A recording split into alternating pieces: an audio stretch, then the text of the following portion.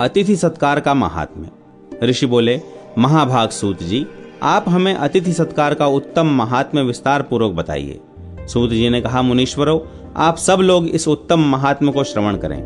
गृहस्थों के लिए अतिथि सत्कार से बढ़कर दूसरा कोई महान धर्म नहीं है। अतिथि से महान कोई देवता नहीं है। अतिथि के उल्लंघन से बड़ा भारी पाप होता है। जिसके घर से अतिथि निराश होकर लौट जाता है, उसे वह अपना पाप देकर और उसका पुण्य लेकर चल देता है। जो अतिथि का आदर नहीं करता, उसके 100 वर्षों के सत्य, तप, स्वाध्याय, दान और यज्ञ आदि सभी सत्कर्म नष्ट हो जाते हैं। जिसके घर पर दूर से प्रसन्नता पूर्वक अतिथि आते हैं, वही गृहस्थ कहा गया है। शेष सब लोग तो गृह के रक्षक मात्र हैं। जिन्होंने पूर्व जन्म में पुण्य किए हैं, उन्हीं मनुष्यों के यहाँ इस पृथ्वी पर श्राद्ध, दान और अतिथि के लिए मधुर वचन, ये 3 प्रकार के सत्कर्म होते हैं। अतिथि को संतुष्ट करने से गृहस्थ के ऊपर सब देवता संतुष्ट रहते हैं और अतिथि के विमुख होने पर संपूर्ण देवता भी विमुख हो जाते हैं, इसमें संशय नहीं है। इसलिए गृहस्थ को चाहिए कि वह सदा अतिथि को संतुष्ट करे। यदि वह अपने लिए पुण्य चाहता है तो आत्मदान करके भी अतिथि को प्रसन्न रखे। द्विजवरों, गृहस्थ के लिए 3 प्रकार के अतिथि बताए गए हैं: श्राद्धीय, वैश्वदेवीय तथा सूर्योद। पितरों के लिए श्राद्ध और ब्राह्मण भोजन का संकल्प हो जाने पर जो श्राद्ध काल में स्वतः आ जाता है, उसे श्राद्धीय अतिथि कहते हैं। जो दूर का रास्ता तय करके थका मांदा बलि वैश्वदेव कर्म के समय आता है, उस अभ्यागत को वैश्वदेवीय अतिथि जानना चाहिए। पहले का आया हुआ वैश्वदेवीय अतिथि नहीं कहलाता। प्रिय हो या द्वेष पात्र, मूर्ख हो या पंडित, यदि वैश्वदेव काल में आया है तो वह स्वर्ग की प्राप्ति कराने वाला अतिथि है। उसके गोत्र, चरण, स्थान और वेद आदि के विषय में न पूछें। केवल यज्ञोपवीत देखकर भक्ति पूर्वक भोजन करावें। तीसरा अतिथि सूर्योद वह है जो दिन में या रात में भोजन के बाद घर पर आता है। उसके लिए भी गृहस्थ को यथाशक्ति अन्नदान करना चाहिए। जिसके घर पर आया हुआ सूर्योद अतिथि सत्कार प्राप्त किए बिना निराश लौट जाता है, वह उसे अपना पातक देकर चला जाता है।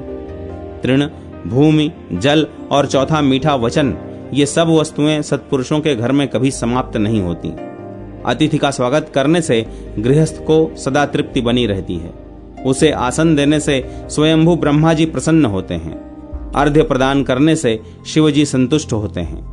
पाद्य देने से इंद्रादि देवता प्रसन्न रहते हैं तथा उसे भोजन देने से भगवान विष्णु संतुष्ट होते हैं। अतिथि संपूर्ण देवताओं का स्वरूप होता है, अतः सदा उसका पूजन करना और विशेषतः उसे भोजन देना चाहिए।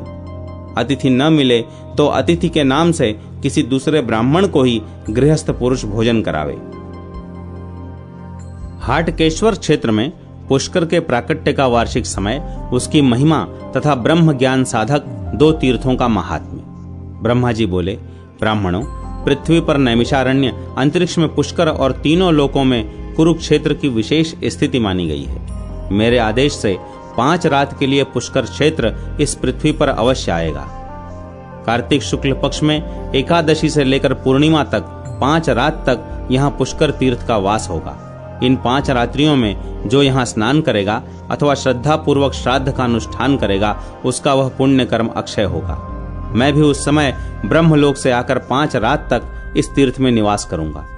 ब्राह्मणों ने कहा, प्रपितामह, हम इस स्थान में आपकी मूर्ति स्थापित करेंगे, अतः प्रभो आपको सदा यहाँ शुभागमन करना चाहिए। साथ ही आपका पुष्कर तीर्थ भी सदा के लिए यहाँ आकाश से उतर आवे। समस्त लोकों के पापों का नाश करने के लिए उस स्वयं निर्मित तीर्थ को आप अवश्य यहाँ ले आवें। ब्रह्मा जी बोले, मंत्रोच्चारण पूर्वक आवाहन करने पर वह श्रेष्ठ पुष्कर तीर्थ आकाश मार्ग से हाटकेश्वर क्षेत्र में उतर आवेगा। जो द्विज इस तीर्थ में आकर स्नान पूर्वक मेरी मूर्ति के आगे बैठकर पैल और मैत्रेय का स्मरण करके चारों समय अघमर्षण मंत्र का जप करेगा, उसके उस जप और मंत्र पाठ को मैं ब्रह्मलोक से आकर सुनूंगा। ऋषियों ने पूछा, सूत नंदन, मरण धर्मा मनुष्यों को ब्रह्म ज्ञान की प्राप्ति कैसे होगी? सूत जी ने कहा, ब्रह्मर्षियों, मुझ में ऐसी क्या शक्ति है जो इस विषय का वर्णन कर सकूं? परंतु हाटकेश्वर क्षेत्र में 2 शुभ तीर्थ हैं जो मनुष्यों को ब्रह्म ज्ञान प्रदान करने वाले हैं। शूद्री और ब्राह्मणी 2 कुमारियों ने उन दोनों तीर्थों को प्रकट किया है। जो मनुष्य अष्टमी और चतुर्दशी को उन दोनों तीर्थों में स्नान करता है, फिर भक्ति पूर्वक कुमारी द्वारा पूजित और कुंड के भीतर स्थित युगल पादुकाओं का पूजन करता है, उसे 1 वर्ष बीतने पर ब्रह्म ज्ञान प्राप्त होता है। वे पादुकाएं मोक्ष की इच्छा रखने वाले लोगों को ब्रह्म ज्ञान का सुख देने वाली हैं और आत्मज्ञान की पुष्टि के लिए शक्ति से स्थापित की गई हैं। मेरे पिताजी उस तीर्थ में गए और ज्ञानवान हो गए। उन्हीं की आज्ञा से मैंने भी वहां जाकर 1 वर्ष तक निवास और पादुकाओं का पूजन किया। इससे मुझे ज्ञान की प्राप्ति हो गई। लोक में पुराण संबंधी जितना भी साहित्य है, सबका मुझे ज्ञान है। यदि आप लोगों को भी मोक्ष पाने की इच्छा हो तो वहीं जाइए। पुनरागमन के चक्र में डालने वाले इन स्वर्ग साधक यज्ञों से क्या लेना है? आप लोग वहीं जाकर मनुष्यों को सिद्धि प्रदान करने वाली उन पादुकाओं की आराधना करें, जिससे वर्ष के अंत में ब्रह्म ज्ञान प्राप्त हो जाए।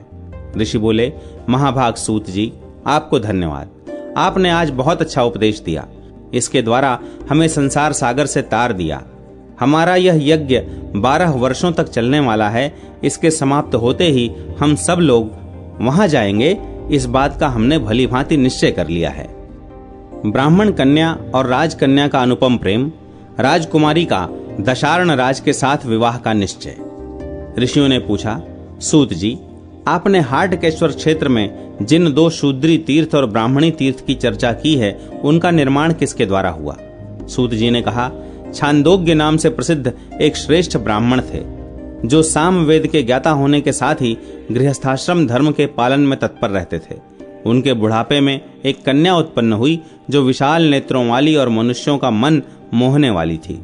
जिस दिन महात्मा छांदोग्य के कन्या हुई, उसी दिन आनर्त देश के शूद्र जातीय नरेश के घर में भी एक कन्या का जन्म हुआ। वह भी ब्राह्मण कन्या की ही भांति परम सुंदरी थी। यद्यपि उसका जन्म रात में हुआ, तथापि उसने अपनी अंग कांति से संपूर्ण सूतिका गृह को प्रकाशित कर दिया, मानो रत्नराशि की प्रभा से सारा घर उद्भासित हो उठा हो। इसीलिए राजकुमारी के पिता ने उसका नाम रत्नवती रखा। उस राजकन्या और ब्राह्मण कुमारी में सखी का संबंध हुआ। वे निरंतर साथ साथ रहती थीं, कभी उनमें वियोग नहीं होता था। एक आसन, एक शैया और एक से अन्न का भोजन उन दोनों को साथ साथ प्राप्त होता था। ब्राह्मण कन्या की आयु जब 8 वर्ष की हुई, तब उसके पिता ने उसके विवाह के लिए वर ढूंढना प्रारंभ किया। पिता का यह प्रयत्न देखकर कन्या को दुख हुआ। सखी से वियोग न हो जाए, इस डर से उसने सब बात रत्नवती से कही। सखी, अब पिताजी मेरा विवाह करेंगे। विवाह हो जाने पर मेरा तुम्हारा साथ कभी नहीं होगा। राजकुमारी यह वज्रपात के समान दुस्सह वचन सुनकर सखी के गले से लिपट गई और स्नेह से विकल होकर रोने लगी। पुत्री का रुदन सुनकर उसकी माता मृगावती सहसा वहां आई और बोली, बेटी क्यों रोती हो? किसने तुम्हारा दिल दुखाया है? रत्नवती बोली, माँ, यह ब्राह्मण कन्या मुझे प्राणों के समान अत्यंत प्रिय है। अब इसका विवाह होगा और यह कल्याणी अपने पति के घर चली जाएगी। इससे अलग होकर मैं किसी प्रकार जीवित नहीं रह सकती। देवी, इसी कारण से मैं दुखी होकर रोती हूँ। मृगावती ने कहा, बेटी, यदि ऐसी बात है तो मैं तुम्हारी इन प्रिय सखी का विवाह वहीं करूंगी, जिससे इसके साथ तुम्हारा मिलना जुलना हो सके। ऐसा कहकर रानी मृगावती ने द्विज श्रेष्ठ छंदोग्य को बुलवाकर विनय पूर्वक प्रणाम किया और इस प्रकार कहा, ब्राह्मण, आपकी पुत्री मेरी राजकुमारी रत्नवती को अत्यंत प्यारी है। इसलिए मेरी कन्या जब किसी राजा के साथ ब्याही जाए, उस समय उसके पुरोहित से आप अपनी कन्या का विवाह कर दें, जिससे ये दोनों एक दूसरे से विलग न हों, एक स्थान पर प्रसन्नता पूर्वक रह सकें।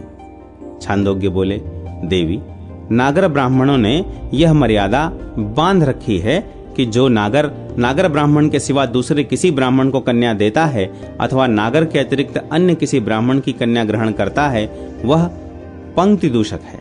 इस पाप के कारण उसे यहाँ निवास करने का अधिकार नहीं है। अतः मैं अपनी कन्या नागर को छोड़कर किसी दूसरे ब्राह्मण को नहीं दूंगा। यह सुनकर ब्राह्मण कन्या ने कहा, पिताजी, यदि ऐसी बात है तो मैं कुमारी एवं ब्रह्मचारिणी रहूंगी।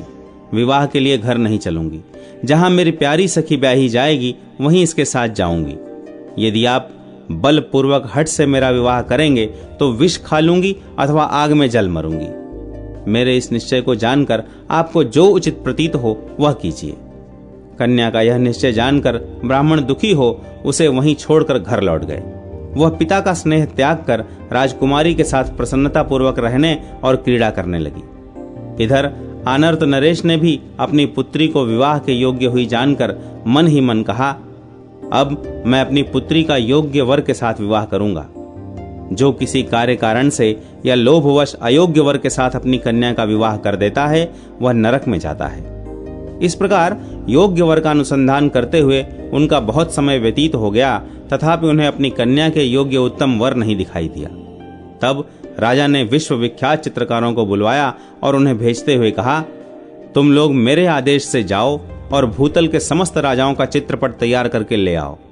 वे सब चित्र मेरी पुत्री को दिखाओ, जिससे वह उन्हीं में से किसी अभीष्ट पति का चुनाव स्वयं कर ले।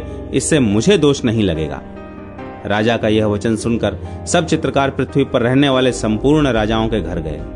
जो राजा तरुण, रूप, उदारता आदि गुणों से युक्त एवं योग्य थे, उन सब का चित्र बनाकर ले आए।